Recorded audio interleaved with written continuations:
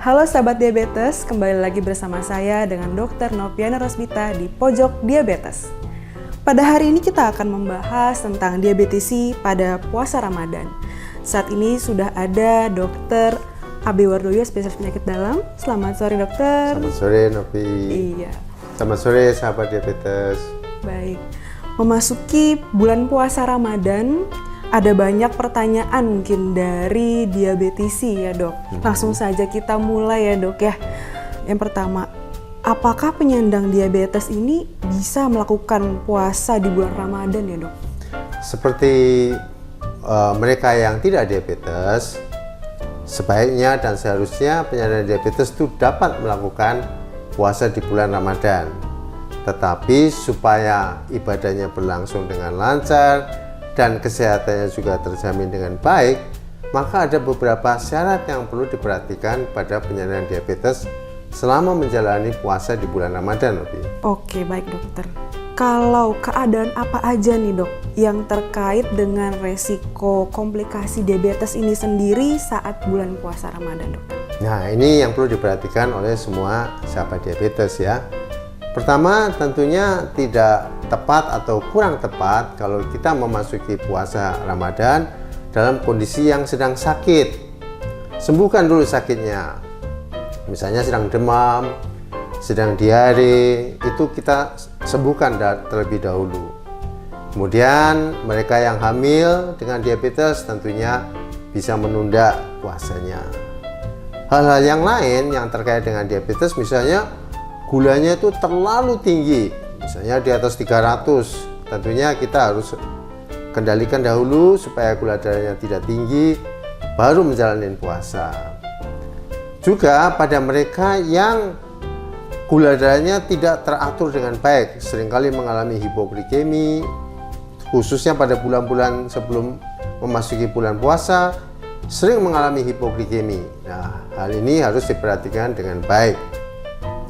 Di samping itu, bagi mereka yang menggunakan insulin, apabila tinggal sendirian di dalam rumah dan ini risiko untuk terjadinya hipo, itu perlu penanganan secara khusus sehingga kita menjalankan puasa tapi kesehatan khususnya diabetesnya berlangsung dengan baik. Demikian dokter. Oh iya, baik dokter. Berarti cukup banyak ya dok sebenarnya resiko komplikasinya yang harus kita pahami dan kita juga harus tahu cara mencegahnya itu ya dok ya. Baik, kalau persiapannya nih dok, persiapan apa saja yang perlu penyandang diabetes lakukan sebelum mulainya puasa di bulan Ramadan ini dokter? Jadi sebelum kita masuk di dalam bulan puasa, seyogianya penyandang diabetes itu perlu mengendalikan gulanya terlebih dahulu. Disarankan sekitar 2-3 bulan sebelum mulainya puasa, itu kita mengendalikan gula darah kita. Bagi yang gula darahnya tinggi, segera cepat-cepat untuk diperbaiki.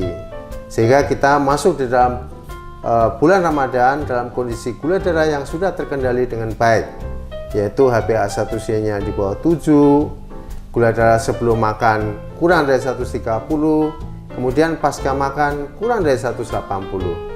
Dan juga jangan lupa komorbid yang lain seperti tekanan darah tinggi, kolesterol yang tinggi, trigliserid yang tinggi, itu juga harus dikendalikan sehingga kondisi kita prima masuk di dalam kondisi bulan suci puasa tersebut.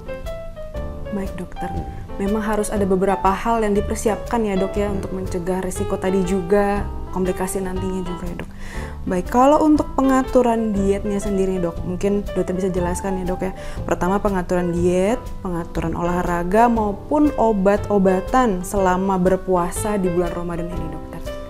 Jadi prinsip dari tata laksana diabetes pada saat tidak dalam bulan puasa maupun pada saat bulan puasa sebetulnya sama, yaitu kita kendalikan makan atau diet, kita lakukan latihan aktivitas fisik ringan dan obat.